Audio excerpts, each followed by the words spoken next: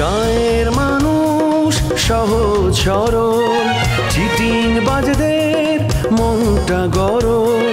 কেউ বলে না ভাই ন্যায্য কথা বলার মতো একটা মানুষ চাই। আমরা ন্যায্য কথা বলার মতো একটা মানুষ চাই।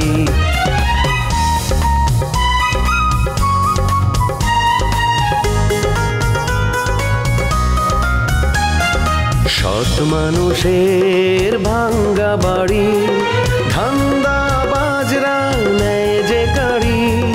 কেমন নিয়ম ভাই, উচিত কথা বলার মতো একটা মানুষ নাই।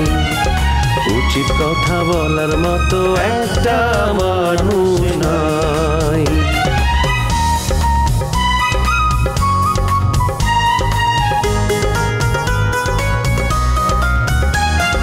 চোরের মায়ের বড় গলা, মিথ্যা দিয়ে সত্য বলা, ভদ্রলোকের ভান এক সমাজেই বাস করে ভাই চিটার এন্ড জেন্টলম্যান। সে তোমার জন্য পাগল হয়ে গেছে। তুমি রুমে যাবে, একটা অঘটন ঘটে যেতে পারে না। এখানে আসবে অল্প কথায় সব কিছু সারবা। আমার উপর রাগ করে নিজেরা তো বড় সর্বনাশ করলা। কাজটা কি ভালো হইলো? ভালো করছো? আমি কারো কথা শুনে কোনো কাজ করি না। আমার যেটা ভালো মনে হয় আমি সেই কামটা করি। রাধা ভাই, আপনার শ্বশুর আপনার বাড়ির এত কাছে চলে আসলো, ওনার একটু আপনার বাড়িতে যায় বসতে বলবেন না? জামাই, তোমার উপর কিন্তু আমার ভীষণ রাগ হইতাছে। রোমিও ভাই, আপনি তো একটা ভুল কথা কই ফেলালেন। আই তো মোটেও মজনু ভাইয়ের বান্ধবী না। মিতা, কি শুনলাম? অজ্ঞাত পরিচয় কে জানি তোমারে টন পরিচয় দিয়ে তোমারে ভয় দেখাইছে। আপনি ভালো লাগতেছে না, তুমি আবার তুমি কইরা বুঝবা। আরে তুমি আমার এখানে শান্তিতে থাকতে পারতা। আমি তোমার নামে 20 বিঘা জমি লেখা দিতাম, আর সোনা দানা গহনা দিয়া তোমার শরীরে এমন ভাবে চাপাই দিতাম যে তুমি 2 ইঞ্চি এমনি খাটো হয়ে যেতে। আমি যেমন আছে অনেক ভালো আছি। তোমাকে ফোন দিয়ে যে ভয় দেখাইছে তার পরিচয় অচিরেই বের হয়ে আসবে। দেখো কে আমাকে ফোন দিয়ে ভয় দেখাইছে? তুমি জাস্ট আমাকে নামটা একটু বলো তো। নাম তো আমি এভাবে বলতে পারবো না, তবে আমি যে দুজনকে সন্দেহ করি সেই দুজন ব্যক্তি আমাকে বিয়ে করতে চাইছিল। আচ্ছা, আমি না বুঝলাম না, তোমাকে যারা বিয়ে করতে চায় তারা আমাকে ভয় দেখাবে কোন কারণে? অবশ্যই কারণ আছে, কারণ ওরা মনে করে যে তুমি যদি এখানে থাকো তাহলে তোমার সামনে দিয়ে আমাকে বাগায় নিতে পারবে না। এই জন্য তুমি ওদের কাছে বাধা, তাই তোমাকে যত তাড়াতাড়ি এই এলাকা থেকে তাড়ানো যায় তাদের জন্য সুবিধা। সেই 2 জনের নামটা আমি একটু জানতে চাই, কারণ আমি যদি তাদের নাম জানি তাহলে আমি ওদেরকে অ্যাভয়েড করে চলতে পারবো। নাম শুনতে চাও? সেই 2 জনের মধ্যে একজনের নাম হচ্ছে বুলেট, আর আরেকজনের নাম হচ্ছে, তাকে তুমি খুব ভালো করেই চিনো, তোমার বান্ধবীর বাবা লেবু সাহেব। আমি না বুঝতে পারলাম না যে বুলেট আমার এগেনস্টে ইলেকশন করবে, ও আমাকে ভয় দেখাতে পারে, কিন্তু লেবু আঙ্কেল আমার বাবার বয়সী, উনি কেন আমাকে ভয় দেখাতে যাবেন? তুমি যে কোন বোকাশ রাজ্যে বাস করো। শোনো মিতা, তোমার বান্ধবীর আব্বা আমাকে অলরেডি বিয়ের প্রস্তাব দিয়েছে। বলেছে আমি যদি ওনাকে বিয়ে করি আমাকে 20 বিঘা জমি লিখে দিবে। শুধু তাই না, আমার সারা শরীর উনি সোনা দিয়ে মুড়ায় দিবে। প্রয়োজন হইলে ওই যে লতার মা, এই বয়স শেষে লতার মাকেও ডিভোর্স দিয়ে দিবে। তুমি এক কাজ করো, তুমি এই 20 বিঘা জমি ওনার কাছ থেকে আগে লিখে নাও, তারপর বিয়ের সময় ওর 50 ভরি গয়না চাইবে। বিয়ের দিন রাতে এসব কিছু নিয়ে পালা চলে যাবে। মিতা, তুমি লেবু সবকে চিনো না। এই লোক যে বদের হাড্ডি, আমি যদি মাটির তলাও লুকাই না, ওইখান থেকে আমাকে টেনে খুঁজে বের করে আনবে। তুমি এত চিন্তা করো না, তুমি একটা কাজ করো, পালায় গিয়ে তুমি আমাদের বাড়িতে উঠবা। আমি ওকে ফোন দিয়ে জানাই দিব, যদি সাহস থাকে দুপুর আমাদের বাড়িতে আছে, গিয়ে উঠাই নিয়ে আসেন। তারপর এই যে সোনা দানা যা যা আছে এগুলো নেওয়ার পর ওকে তালাক দিয়ে দিবা। না না মিতা, এই সমস্ত আজাইরা পেশালা আমি আর পড়তে চাই না। এমনিতেই জীবনে অনেক কষ্ট পাইছি বুঝছো। প্রথম বিয়েতেও শান্তিতে ছিলাম না, পরে যাও একটু ভাবছি যে শরীফকে বিয়ে করলে শান্তিতে থাকবো, সেখানে বিয়ে করেও আমার শান্তি নেই। এখন আবার মনে করো খাল কেটে কুমির আনতে চাইতেছি না। আর লেবু সাহেব যে পরিমাণ হারামি, যে পরিমাণ শয়তান লোক, এই লোকরা বিয়ে করলে তো জীবনে যাও একটু নিঃশ্বাস নিতেছি সেটাও বন্ধ হয়ে যাবে, সে তো মেরেই ফেলবে আমাকে। শোনো, ভালো মানুষের জীবনে শান্তি কমই থাকে, তোমার মতো আমার জীবনেও অনেক দুঃখ আছে, তাই তো তোমার আমার এত মিল।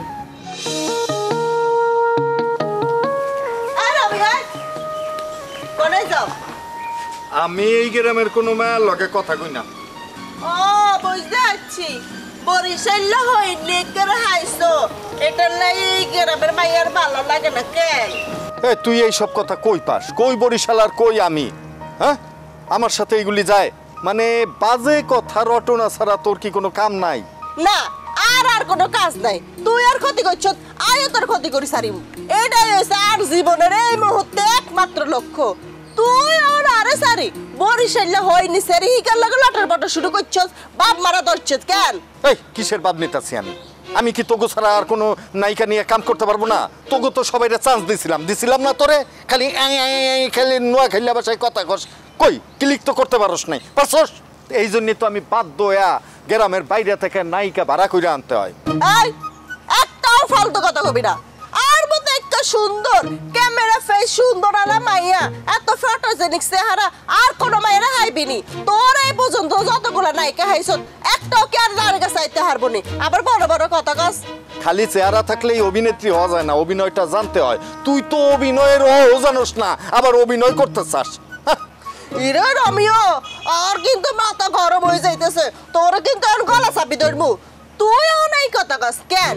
যেতে অ্যাক্টিং করছিলাম হেতে তো খুব বড় বড় কথা কইছেন। হেতে তো কইছেন ওরে বাও এত সুন্দর অভিনয় আই তোর কারো করে দেখি নাই। এই গ্রামে বলে আর মতো অ্যাক্টিং জানা মাইয়াই নাই। আর অহন তোর মুখে একটা কথা, আই অ্যাক্টিং হারি না, আই অভিনয় হারি না, আর এটা নাই আর সেটা নাই, এত হস হয়ে গেছে কেন?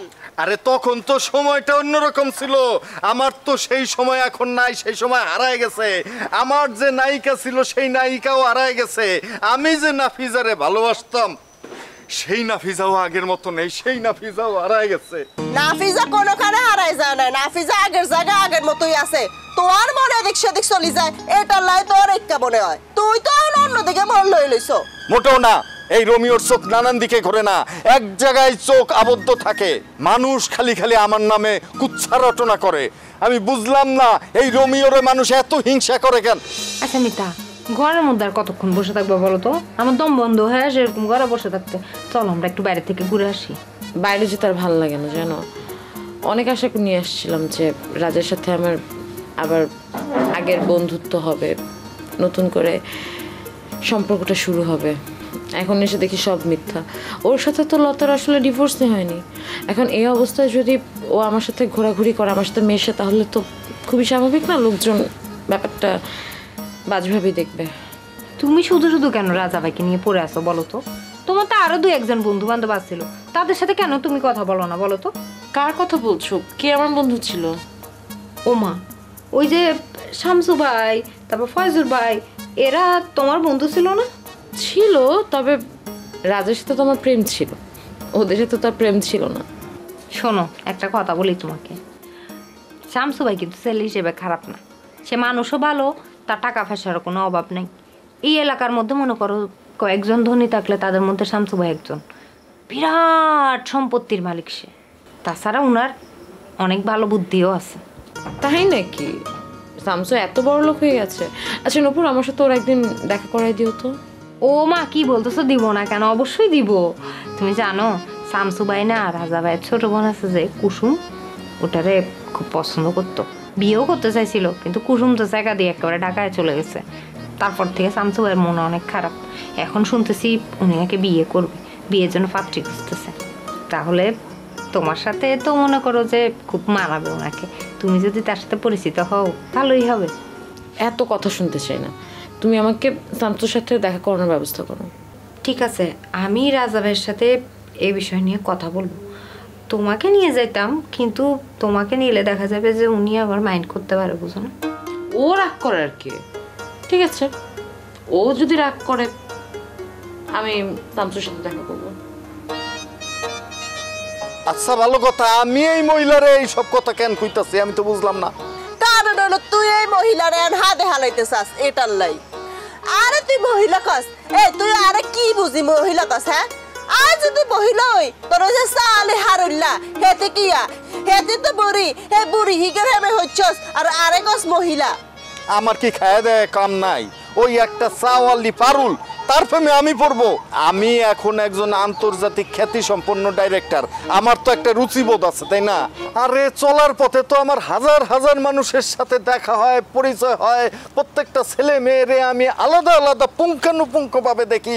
তোরা তো একটা মূর্খ সাধারণ জনগণ, তোরা যখন দেখবি একটা মানুষ হাইটা যাইতাছে তখন একটা সাধারণ জনগণের চোখে দেখিস, আর আমি যখন দেখি একটা লোক হাইটা যাইতাছে তখন পরিচালকের চোখ দিয়া দেখি, তখন দেখি ওই লোকটা কি ড্রেস পরে হাইটা যাইতাছে, ওই লোকটার বিজনেস কি, ওই লোকটা কি করে, ওই লোকটা কথা কয় কেমনে, ওই লোকটা হাঁটাচলা করে কেমনে। এইটা হচ্ছে পরিচালকের চোখ। আমার অনেক বিশ্লেষণ করতে হয় একটা চরিত্র নিয়ে, এই কারণেই তো আমি ডাইরেক্টর। আরে এত জ্ঞান দেওয়া লাগবে না, হায় ধরি তোর তোর মতো বাটপারের কাছ থেকে জ্ঞান নিতে গেলে আয়ও তো বাটপার হয়ে যাবো শেষে।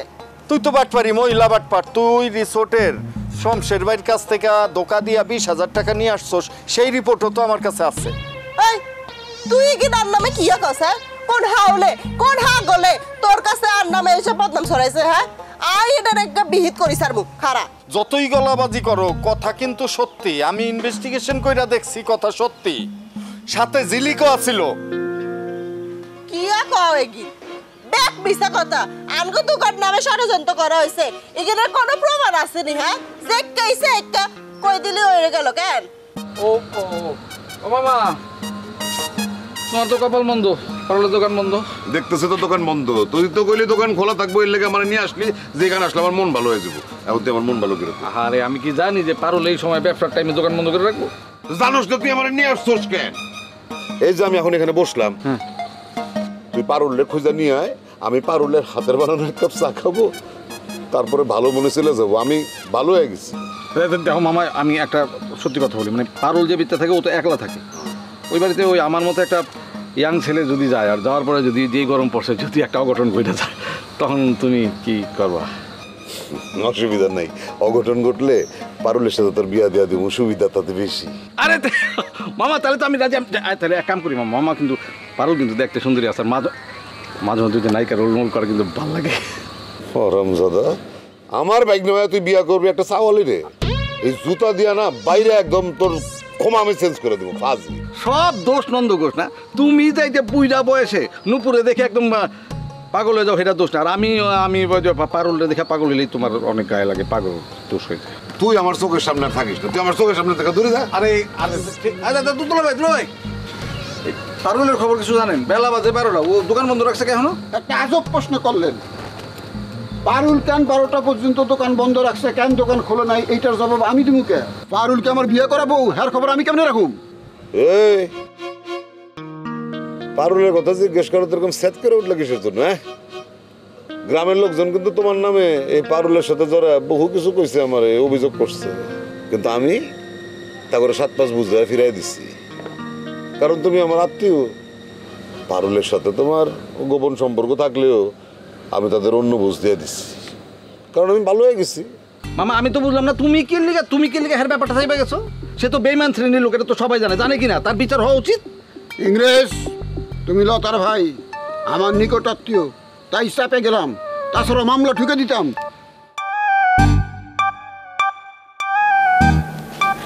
কি ব্যাপার মিতা, আমার চিনতে পারছো তুমি?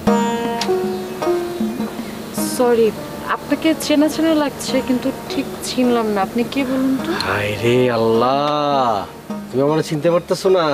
তোমার সাথে আমার কত উঠা বসা, কত কথা, কত চলাফেরা। আরে আমি শামসু। কোন শামসু? সরি, মানে শামসু নামের কারোর সাথে আমি চলাফেরা করেছি এটা তো আমার মনে পড়ছে না। আমি রাজার ক্লোজ ফ্রেন্ড শামসু। গুল মারছেন কেন?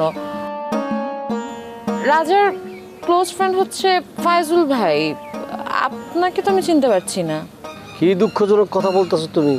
তুমি ফায়জুলের কথা মনে রাখছো, তো যার সাথে কত ভালো সম্পর্ক ছিল তাকে মনে নাই? বড়লোক হইলে এরকমই হয়। শোনো, তোমার জ্ঞাতার্থে একটা কথা বলি, আমি কিন্তু প্রচুর জায়গা সম্পত্তির মালিক, অনেক টাকা পয়সার মালিক। আমিও কিন্তু কম বড়লোক না, এটা জানে রাখে তোমার ভালো। আপনি বড়লোক হয়েছেন? আচ্ছা ঠিক আছে, আমাকে একটু বলেন তো যে ইনকাম ট্যাক্স বছরে কত টাকা দেন? গ্রাম দেশে কেউ ইনকাম ট্যাক্স ম্যাক্স দেয় না। কি ব্যাপার, শুধু শুধু তুমি আমার ঝামেলা ফেলাতে যেতেছো কে? দেখেন, আপনি প্রথম থেকে আমাকে তুমি তুমি করে বলে যাচ্ছেন। আমি কিন্তু আপনাকে আপনি করেই বলছি, এবং আমি আপনাকে চিনি না। আপনার উচিত আমাকে আপনি করে বলা। এটা কিন্তু সাধারণ ভদ্রতা। সরি, আমি আপনি বলতে পারবো না তোমারে। রাজার সাথে তো হেভি বাপ করতে চাইছিলা, এরপর ছ্যাক খাওয়ার পরে আমার সাথে 2 মাস তো একেবারে ধরম মরম চলাফেরা করছো, আর এখন বাপ যাইতেছ না, এখন চিনোই না। খুব কষ্ট পেলাম, খুব কষ্ট পেলাম। আপনি কষ্ট পেলে তো আমার কিছু করার নেই। দেখেন, আমি আপনাকে চিনতে পারছি না, অথচ আপনি পুরোনো দিনের কি সব ঘটনা বলে যাচ্ছেন, আবোল তাবোল কথা বলে যাচ্ছেন। আপনার এসব আবোল তাবোল কথার রিয়াকশন যদি আমি দেই, তাহলে কিন্তু আপনি এখানে দাঁড়িয়ে থাকতে পারবেন না। আমি বুঝছি তুমি আমার অপমান করবো, তো অসুবিধা নাই, তুমি অপমান করো আমারে। তোমার অপমান আমি দাঁড়ায় দাঁড়ায় সহ্য করবো। দাঁড়ায় দাঁড়ায় সহ্য করতে হবে না, বসে বসে সহ্য করো। আমার পাশে একটু বসো। বসো। এতক্ষণ তুমি আপনি আপনি করলা, এখন তুমি আবার তুমি তুমি বলতেছো, কি ঘটনা কি, মানে ঘটনাটা কি কি কি কি ব্যাপার কি? কথা একটাই, তুমি আমার পাশে এসে বসো। তুমি আমার প্রতিপক্ষ। নমিনেশন পেপার সাবমিট করার আগে তোমার পাশে একটু বসে নেই। তার মানে তুমি আগেই চিনছো আমারে, খালি খালি পাট নিছো। আমার হাতে এত সময় নাই, আমি যাই। এই রমজান, কি এত ব্যস্ততা তোমার, শুনতে পারি? অবশ্যই শুনতে পারবেন। মহসিন চেয়ারম্যানের মেয়ে মিতা আপা এলাকায় আসছে, উনি নির্বাচন করবে, জনসংযোগ শুরু করবে। আমারে ওনারে সময় দিতে হবে, এই জন্য আমি ব্যস্ত, এই জন্য যাইতে চাই। কিন্তু একটা অঘটন ঘটে গেছে। হঠাৎ কে বা কাহারা মিতা আপারে টেলিফোনে হুমকি দিছে। এই জন্য মিতা আপাকে রিসোর্টে রাখা হয়েছে, তার নিরাপত্তার জন্য সর্বপ্রকার ব্যবস্থা করা হয়েছে, এবং কে তারে হুমকি দিছে তারে খুঁজে বের করা হইতেছে, তার নামে মামলা হইব। পুলিশেরা তো টাকা পড়ছে মিতারের নিরাপত্তা দিবে। রমজান, জোকার, মিথ্যা কথা বইলা নিজেরা ফাঁসায় না। দুলা ভাই, ওই মিতা আপা কি পরিমাণ টাকা পয়সা খরচ করবো এই খবর কি আপনি জানেন? মানে যদি যাই না থাকেন, হাটটা যদি একটু বড় হয় আমার একটু জানেন, আমি ওই হের লগে যা যোগ দিব। মিতা কখনো নিমক হারামগো লগে নিয়ে কাম করে না, বুঝছা? ইংরেজ, এই তুই এই লেবু সাহেবের ভাইগনা হইয়া ওই মিতার ইলেকশন করবি? লজ্জা করলো না তোর? ওই তোমার চোখের সামনে বাঘ বাঘ। আরে থামো না মামা, আমার না টাকা পয়সা দরকার। আর তোমার পিছনে খাটলে তো আমার আর সবসময় খালি থাকবো, মিতার লগে খাটলে তো কয়েকটা টাকা পাওয়া যাবে। মিতা যদি ইলেকশনে খারায় তাহলে লতাও খারাইব। Game final. আপনারা গেম খেলেন, খেলেন, ফাউল করেন, কোনো অসুবিধা নাই। আমি থানায় যেতেছি, রাজা থানায় আইতেছে। Bye bye.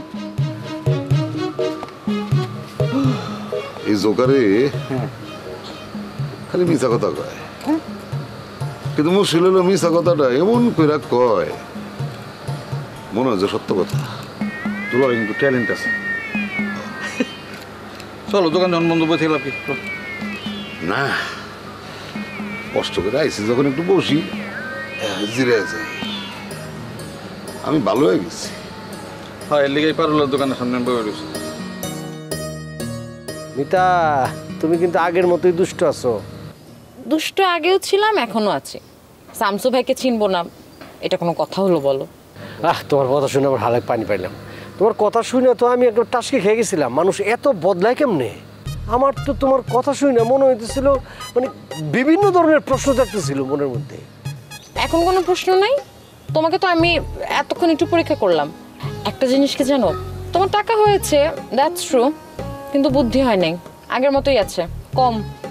না, আসলে হয়েছে কি, তুমি তো ভালো করে জানো মেয়েদের সামনে আমি আসলে বুঝিয়ে কথা বলতে পারি না। ফাইজুল অবশ্যই দিকটা মাস্টার, ও অল্প কথাই মেয়েদের পটায় ফেলায়। ফাইজুল ভাই তো বিয়ে করে ফেলেছে, এখন তো তার কথা বলে কোনো লাভ নেই। কথা আছে, কথা আছে। ফাইজুলের সংসার বেশি দিন টিকবো না, সারাক্ষণ দুজনে খালি ঝগড়া আর ঝগড়া ঝগড়া। তোমার বন্ধুদের প্রত্যেকের সংসার যদি না টিকে, তাহলে এরা বিয়ে করেছে কেন? বিয়ে করে কোনো লাভ হয়েছে? সেটা আমারও জিজ্ঞেস করে লাভ কি? তুমি রাজা আর ফাইজুল লেগে জিজ্ঞেস করো। ওরা দুজন তো রোমান্টিক না, কিভাবে ভালোবাসতে হয় একে অপরে এটা জানে না। সংসার টিকবে কেমনে? হ্যাঁ, তুমি মনে হয় খুব রোমান্টিক। 100 বার আমার সাথে যার প্রেম হবে জীবনে আমার বলতে পারবো না। আর যদি সংসার হয় কোনোদিন ভাঙবে না, 100 বার নিশ্চিত। তাহলে তো তোমার সাথেই প্রেম করার দরকার ছিল। এটা এতদিনে বুঝলা? অনেকদিন পর হলেও বুঝতে পেরেছি এটা সত্যি। তোমার এখন ভালো লাগছে একটু? হ্যাঁ, এখন একটু ভালো লাগছে। তাহলে বসো। এখন বসা যায়। তা কি অবস্থা বলো? একদিন কোথায় ছিলা? আচ্ছা হলো বাদ দাও এগিন আর তুই চলে যাও আর বারের আশেপাশে দিয়ে ঘুরবা না আজ যারে দেখতে আইবো এই কে দেখতে আসবে কে দেখতে আসবে কার এত বড় সাহস আমি ওর চেহারা মোবারকটা দেখা যাই এই রোমিও নাফিজারে দেখতে আসার সাহস আমি ওর বাইট করে দেবো কে দেখতে আসবে নাম কি ও বা তুই একটু করো কিল্লাই তোর না নতুন হেমিকা হইছে বরিশাল হইনি যাও না হেতির কাছে আর কাছে কিয়া যাও চলে যাও আয়ো বাসি যাই বিয়া শাদি করে ঘর সংসার শুরু করে দি আমি এইখান থেকে যাব না আমি তোর বাড়ির সামনে বসে থাকবো একটু পর পর আইসা তুই পায়েস আর কোল্ড ড্রিঙ্কস খাওয়াই যাবি যা ইরে রমিও তুই কিন্তু আরে বিরক্ত করবি না অনেক কষ্ট হলো এগা হাইছি কোনো ঝামেলা করবি না কই দিলাম ঝামেলার কি আছে আমি দাঁড়ায় থাকবো আর ছেলে পক্ষের লোকজন যখন আসবে তাদের শুধু আমি সত্য ইনফরমেশনটা দিব যে আমার সাথে এই নাফিজার দীর্ঘদিনের গভীর প্রেম আছিল আপনারা চাইলে এরপরেও বিয়া দিতে পারেন দিয়া লাভ হইব না কারণ বিয়ার রাইতেই দেখবেন পালায় ঠিকই আমার কাছে চলে আসবো